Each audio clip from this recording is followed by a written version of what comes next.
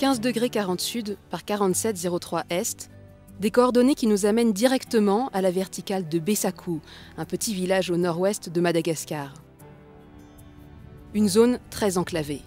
Pas de route, mais des pistes qui semblent partir vers nulle part. C'est à peu près tout, vu d'en haut en tout cas.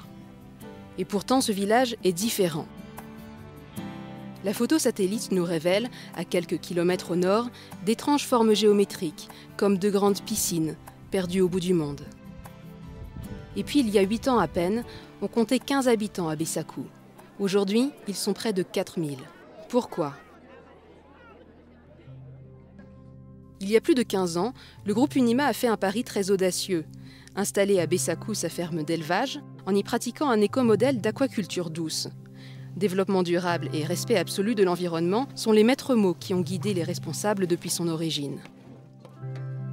En quelques années, la ferme est devenue une réussite exemplaire, un véritable miracle économique dans ce pays où l'on disait pourtant que rien ne fonctionnait.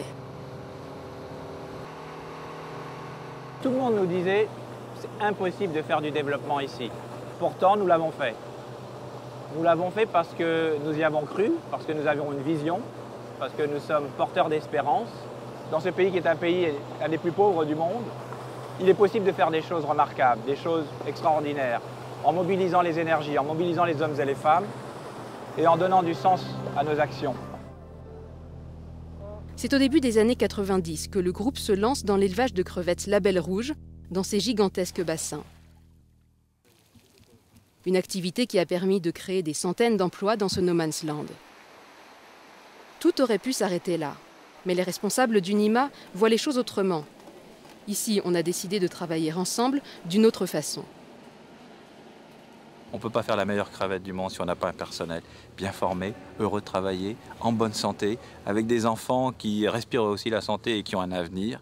Et donc aujourd'hui, respecter le produit, faire la meilleure crevette du monde, ça passe aussi par un respect très clair de ses conditions de production et donc de l'écologie, des hommes et des femmes.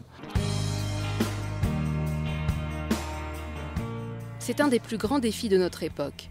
Générer une richesse dans l'entreprise, la répartir de manière équitable et gérer un développement harmonieux, responsable et durable. À Bessakou, on est en passe de réussir cela. En tout cas, on s'y attache et plusieurs étapes sont déjà franchies. Éducation, santé, sécurité, des structures existent et fonctionnent. Car pour faire venir dans ce coin perdu les compétences nécessaires au projet, il fallait offrir bien plus qu'un bon salaire. Du coup, ce sont des familles qui se sont installées ou créées dans le village. Au final, ce voyage dans l'univers d'Unima laisse l'impression d'une sorte de laboratoire dans lequel on testerait les formules magiques de demain en grandeur nature. Cette espèce de passion qui anime tous ceux que l'on croise est réellement étonnante. Cette ressource qu'est la crevette de Madagascar, la meilleure au monde, y est élevée dans des conditions sans cesse améliorées. Les soins et la qualité qui entourent sa croissance et sa préparation impressionnent.